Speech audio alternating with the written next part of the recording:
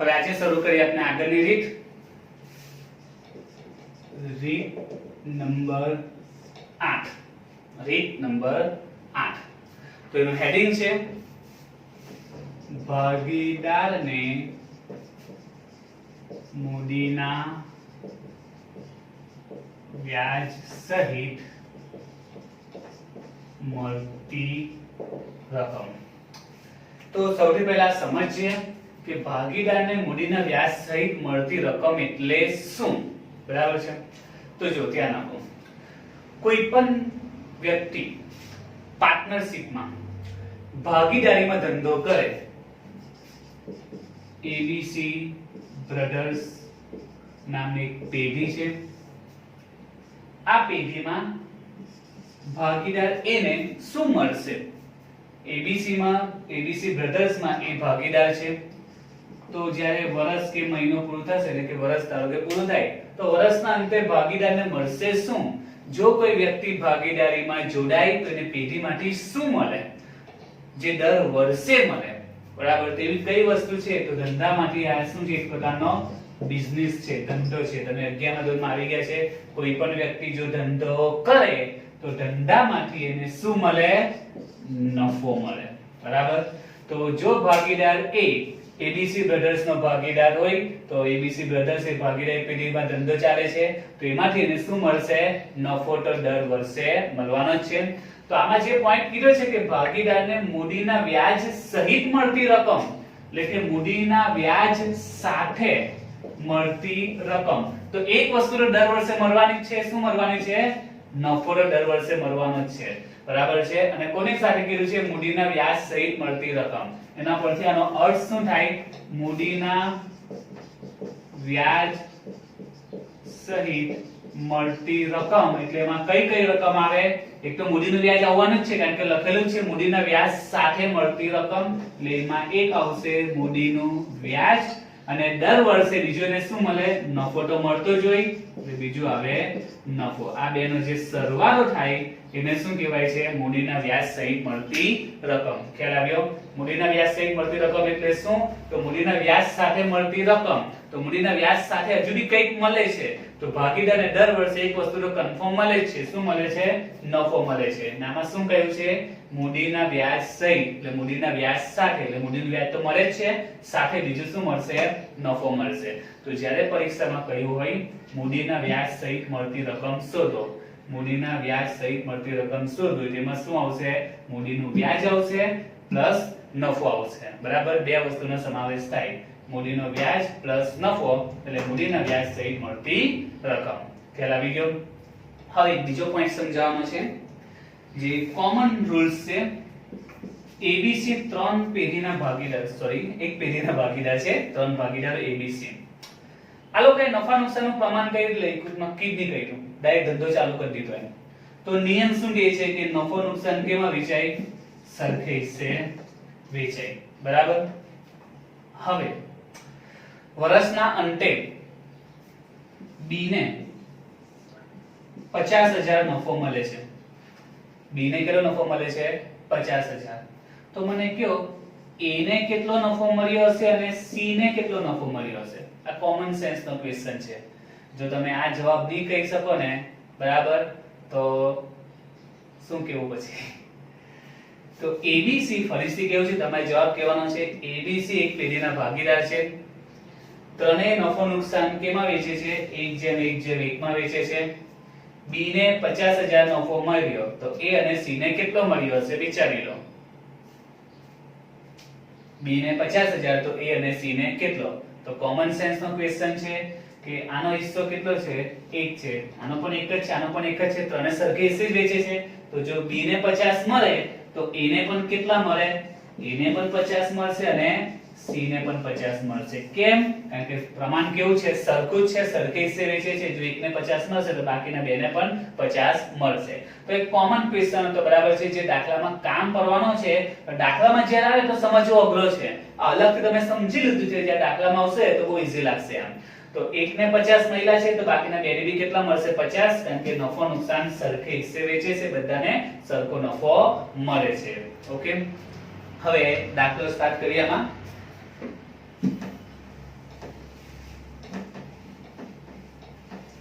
રીત નંબર 8 માં પહેલો દાખલો છે દાખલા નંબર 23. તો જો દાખલામાં ભાવના, ભરત અને ભૂમિકા સરખા હિસ્સાના ભાગીદારો છે. તેમની કુલ મૂડી 6 લાખ છે. તેમની મૂડીનું પ્રમાણ 5:3:2 છે. પેઢી મૂડી પર વાર્ષિક 8% ના દરે વ્યાજ ચૂકવે છે. ભાગીદાર ભાવનાને મૂડીના વ્યાજ સહિત 69000 મળ્યા છે. તો ભાગીદાર ભરત અને ભૂમિકાને મૂડીના વ્યાજ સહિત કેટલા રૂપિયા મળે છે? ઓકે, તો પહેલા ભાગીદારો લખી દઈએ. તો ભાગીદારો કયા કયા છે તે ભાવના, ભરત અને ભૂમિકા. ભાવના, ભરત અને ભૂમિકા. ત્યાર પછી કહ્યું છે કે સરખા હિસ્સાના ભાગીદારો છે. બધાનો હિસ્સો કેવો છે? સરખો છે. એટલે કયો હિસ્સો? નફા નુકસાનનો હિસ્સો. એટલે નફા નુકસાનનું પ્રમાણ ત્રણેયનું સરખું છે, 1:1:1. તેમની કુલ મૂડી આપી છે. કુલ મૂડી છે 6 લાખ અને ત્યારબાદ મૂડીનું પ્રમાણ આપ્યું છે. મૂડીનું પ્રમાણ છે 5:3:2. મૂડી પર વાર્ષિક 8% ના દરે પેઢી વ્યાજ ચૂકવે છે. મૂડી પર વાર્ષિક કેટલું વ્યાજ છે? 8%. પછી કીધું છે કે ભાવનાને મૂડીના વ્યાજ સહિત 69000 મળ્યા છે. તો આપણે ભરત અને ભૂમિકાને મૂડીના વ્યાજ સહિત કેટલા મળ્યા તે શોધવાનું છે. હવે અહીં નફા નુકસાનનું પ્રમાણ ત્રણેયનું સરખું આપેલું છે. કુલ મૂડી આપી છે 6 લાખ. મૂડીનું પ્રમાણ આપી દીધું છે 5:3:2. ત્યારબાદ આપ્યું છે મૂડી પર વાર્ષિક 8% વ્યાજ. ભાવનાને મૂડીના વ્યાજ સાથે 69000 મળ્યા છે અને કોને પૂછેલા છે? ભરત અને ભૂમિકાને મૂડીના વ્યાજ સહિત કેટલા મળે તે. તો હમણાં સમજાયું. મૂડીના વ્યાજ સહિત મળતી રકમ શોધવાની એટલે એમાં કોનો સમાવેશ થાય? મૂડીનું વ્યાજ પ્લસ નફો. બે વસ્તુ આવે. શું આવે? મૂડીનું વ્યાજ આવે પ્લસ નફો આવે. એટલે આપણે ભરત અને ભૂમિકાનું પહેલા શું શોધવું પડશે? મૂડીનું વ્યાજ શોધીએ, ત્યારબાદ એ લોકોનો નફો શોધીએ. ઓકે, તો સૌથી પહેલા મૂડીનું વ્યાજ શોધીએ. તો મૂડીનું વ્યાજ કેટલા ટકા છે? 8% છે. તો એ મૂડી પર 8% ગણાશે. તો એ લોકોની મૂડી કેટલી છે? તો એના દાખલામાં કઈ આપી છે? કુલ મૂડી આપી છે. અગાઉ એક રીતમાં આવી ગયું છે. આ કુલ મૂડી આપેલી છે. ત્રણે ભાગીદારની મૂડી આપી નથી. મૂડી પર વ્યાજ વાળા પોઈન્ટ આવેલા હતા, બરાબર છે. તેમાં આપણે નિયમ જોયો હતો. મૂડી પર વ્યાજ ગણવાનું રહી ગયું. એ રીતમાં આપણે આ જોયું હતું કે કુલ મૂડી આપેલી છે ને મૂડીનું પ્રમાણ પણ આપેલું છે.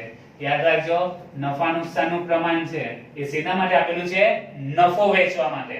અને મૂડીનું પ્રમાણ શેના માટે છે? મૂડીને વેચવા માટે. તો ત્રણેય ભાગીદારની આપણે પહેલા મૂડી શોધી નાખીએ, ભાવના, ભરત અને ભૂમિકાની. તો જો કુલ મૂડી કેટલી છે? 6 લાખ છે. ટોટલ કેટલા આપેલા છે? 6 લાખ. અને મૂડીનું પ્રમાણ કેટલું છે? 5:3:2. તો 6 લાખ ને કેલ્સી પર વેચીએ 5:3:2 માં. તો 6 લાખ ગુણ્યા 5. 6 લાખ ગુણ્યા 5 ભાગ્યા ટોટલ કેટલા? 10. 6 લાખ ગુણ્યા 5 ભાગ્યા 10 કરો તો 6×5 = 30 ભાગ્યા 10 તો આવશે 3 લાખ. એ જ રીતે ભરતની મૂડી શોધી નાખીએ.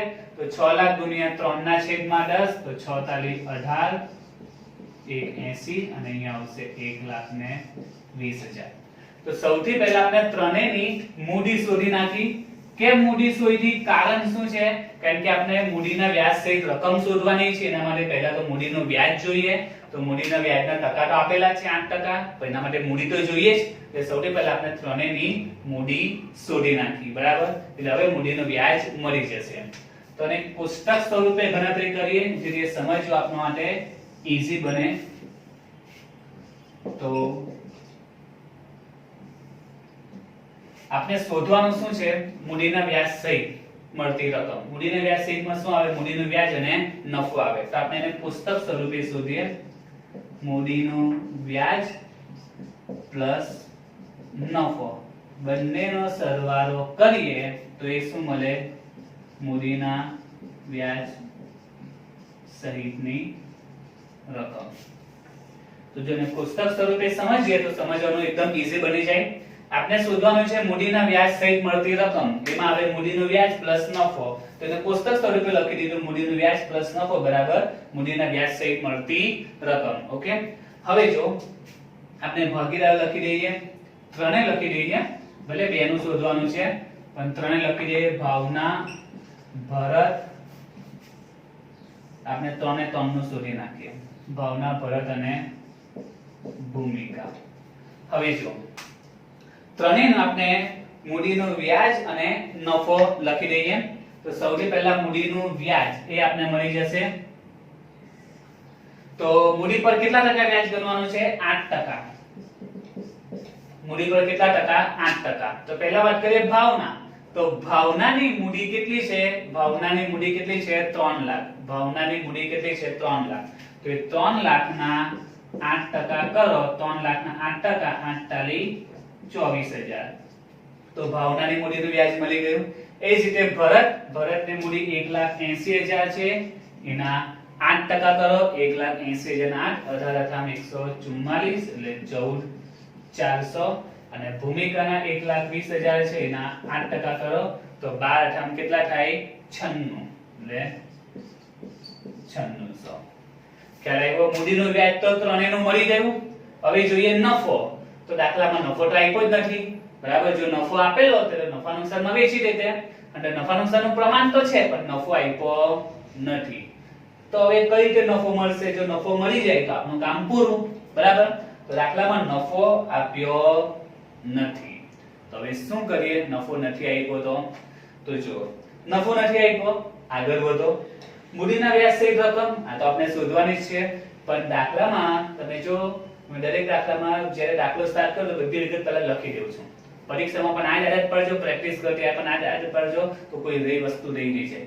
દાખલામાં આપણે એક વિગત આપેલી છે જે આપણે જો ધ્યાનમાં લીધી નથી એ છે આ. ભાવનાને મૂડીના વ્યાજ સહિત કેટલા મળ્યા છે? 69,000 મળ્યા છે. ભાવનાને મૂડીના વ્યાજ સહિત કેટલા મળ્યા છે? 69,000. ભાવનાને મૂડીના વ્યાજ સહિત 69,000 મળ્યા છે. આ ભાવના એને મૂડીના વ્યાજ સહિત કેટલા મળ્યા છે?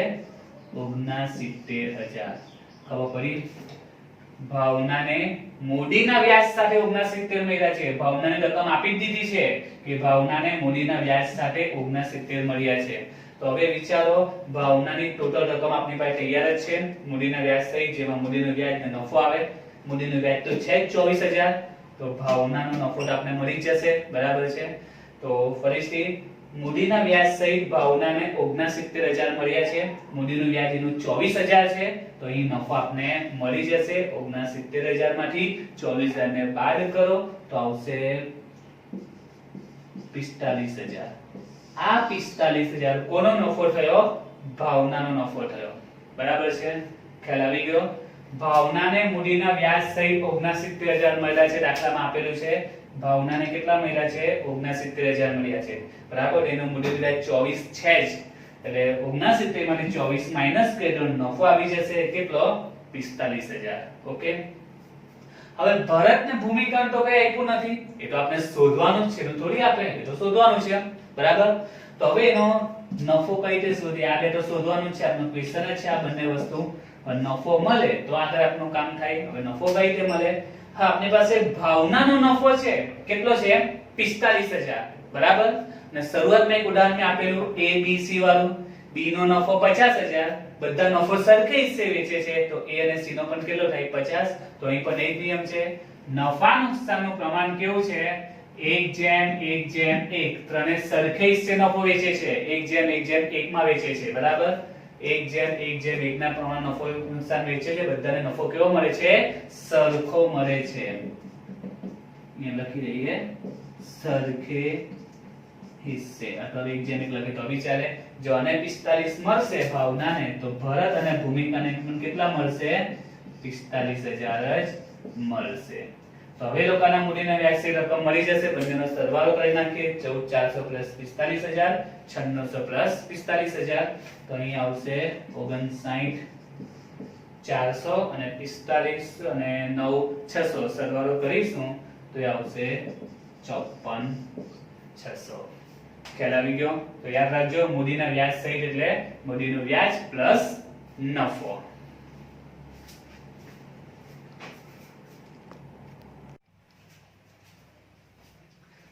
હવે જોઈએ આ રીતમાં આગળનો દાખલો, દાખલા નંબર 24. તો જો એમાં ધવલ, કમલ અને નવલ સરખા હિસ્સાના ભાગીદારો છે. ભાગીદારો છે ધવલ, કમલ અને નવલ. કયા હિસ્સાના? સરખા હિસ્સાના. એટલે નફા નુકસાનનું પ્રમાણ 1:1:1. તેમની કુલ મૂડી છે 2,70,000. કુલ મૂડી 2,70,000. તેમની મૂડીનું પ્રમાણ 5:3:2. મૂડીનું પ્રમાણ આપ્યું છે, મૂડીનું પ્રમાણ 2:3:1 છે. કુલ મૂડી 270, મૂડીનું પ્રમાણ 2:3:1. પેઢી મૂડી પર વાર્ષિક 6% ના દરે વ્યાજ ચૂકવે છે. મૂડી પર વ્યાજ કેટલું છે? 6%. ભાગીદાર કમલને મૂડીના વ્યાજ સહિત 40,100 મળે છે.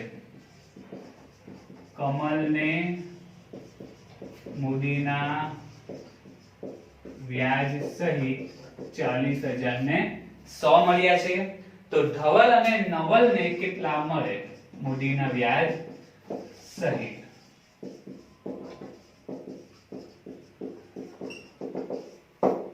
ઓકે, તો અહીં અગાઉ ગણ્યો એ પ્રમાણેનો દાખલો છે, બરાબર છે. ધવલ અને નવલને મૂડીના વ્યાજ સહિત કેટલા મળે? તો મૂડીના વ્યાજ સહિત એટલે એમાં શું આવશે? મૂડીનું વ્યાજ પ્લસ નફો, બરાબર છે. તેના માટે આપણે શું શોધવું પડશે? મૂડીનું વ્યાજ શોધો અને નફો શોધો, બરાબર. તો સૌથી પહેલા આપણે મૂડીનું વ્યાજ શોધીએ. તો મૂડી પર કેટલા ટકા વ્યાજ છે? 6%. તો એ કોના 6% કરવાના? મૂડીના 6%. તો એના માટે આપણે મૂડી જોઈએ. તો મૂડી આપેલી છે, પણ કેવી મૂડી આપી છે? કુલ મૂડી આપી છે, ત્રણેયની ભેગી છે. તો છૂટી પાડવી પડશે. મૂડીનું પ્રમાણ આપેલું છે 2:3:1. તો સૌથી પહેલા ત્રણેયની મૂડી શોધી નાખીએ. તો કુલ મૂડી 270 છે. ધવલની વાત કરીએ, ધવલનો હિસ્સો 2 છે, તો 2,70,000 ગુણ્યા 2 ભાગ્યા 3, 4, 5 ને 6. તો 270 ગુણ્યા 2 ભાગ્યા 6 કરીશું તો આવશે 90,000. એ જ રીતે કમલનું 2,70,000 ગુણ્યા 3 ભાગ્યા 6 તો એ આવશે 1,35,000. અને નવલના એ પ્રમાણે આવશે 45,000. તો ત્રણેયની મૂડી મળી ગઈ છે, એટલે આપણે મૂડીનું વ્યાજ શોધી નાખીએ. પરંતુ ગણતરી અમને સમજાવી તે રીતે એક કોષ્ટક સ્વરૂપે કરો એટલે સમજવું બહુ ઈઝી પડી જશે. દાખલો સરળતાથી સોલ્વ થઈ જશે. આપણે શોધવાનું છે મૂડીના વ્યાજ સહિત મળતી રકમ, એટલે મૂડીનું વ્યાજ પ્લસ નફો. તો અહીં લખી દો મૂડીનું વ્યાજ પ્લસ નફો. બંનેનો સરવાળો કરીએ એટલે મૂડીના વ્યાજ સહિતની રકમ. બંનેનો ટોટલ કરીએ એટલે શું બનશે? મૂડીના વ્યાજ સહિતની રકમ. હવે અહીં આપણે શું લખી દઈએ? ભાગીદારો લખી દઈએ. ધવલ, કમલ અને નવલ. હવે સૌથી પહેલા વાત કરીએ મૂડીનું વ્યાજ. તો મૂડી પર કેટલા ટકા વ્યાજ છે? 6% વ્યાજ છે. તો ત્રણેયની મૂડી આપણી પાસે છે જ. ધવલની મૂડી કેટલી છે? 90,000. 90,000 ના 6% કરીએ, બરાબર છે, તો આવશે 5400. ત્યાર પછી કમલની મૂડી છે 1,35,000. 1,35,000 ના આપણે 6% કરીએ તો આવશે 8,100. અને નવલની મૂડી છે 45,000. એના 6% કરીએ, 45,000 ના 6% તો આવશે 2700. તો ત્રણેયની મૂડીનું વ્યાજ મળી ગયું. હવે નફો, તો દાખલામાં નફા નુકસાનનું પ્રમાણ છે પણ નફો આપ્યો નથી. ને છેલ્લે આપણે મળશે મૂડીના વ્યાજ સહિત મળતી રકમ. તો આમાં એક પોઈન્ટ હજુ બાકી છે, આપણે યુઝ નથી કર્યો. કયો? તો કમલને મૂડીના વ્યાજ સાથે કેટલા રૂપિયા મળે છે? 40,100. કોને? કમલને. કેટલા મળે છે? 40,100 મળે છે. કઈ રકમ છે? મૂડીના વ્યાજ સહિત. મૂડીના વ્યાજ સહિત કમલને કેટલા મળે છે? 40,100. કમલને મૂડીના વ્યાજ સહિત 40,100 મળે છે. બરાબર. હવે મૂડીના વ્યાજ સહિત મળે છે તેમાં મૂડીનું વ્યાજ અને નફો બે જ વસ્તુ આવે. એટલે 40,100 માં મૂડીનું વ્યાજ છે ને નફો છે. એમાં મૂડીનું વ્યાજ તો ખબર છે કેટલું છે? 8100. તો નફો મળી જશે. 40,100 માંથી 8100 માઈનસ કરીએ તો તફાવત કેટલો આવે? 32,000. એ શું કહેવાશે? કમલનો નફો કહેવાશે. અગાઉના દાખલા જેવો જ છે. કુલ 40,100 છે મૂડીના વ્યાજ સહિત, એમાં વ્યાજ 8,100 છે એટલે તફાવત 32,000 એ નફો કહેવાશે. અને ત્રણેય નફો કઈ રીતે વેચે છે? સરખે હિસ્સે, ઇક્વલ વેચે છે. સરખે હિસ્સે. ત્રણેયનો સરખો જ છે. કમલનો જો 32 હોય તો આ બે ભાગીદારનો પણ કેટલો આવશે? 32,000 જ આવશે, કારણ કે ત્રણેય નફો નુકસાન સરખે હિસ્સે વેચે છે. હવે સરવાળો કરી દઈએ તો ધવલને મૂડીના વ્યાજ સાથે કેટલા મળે છે? 32,000 ને 5400.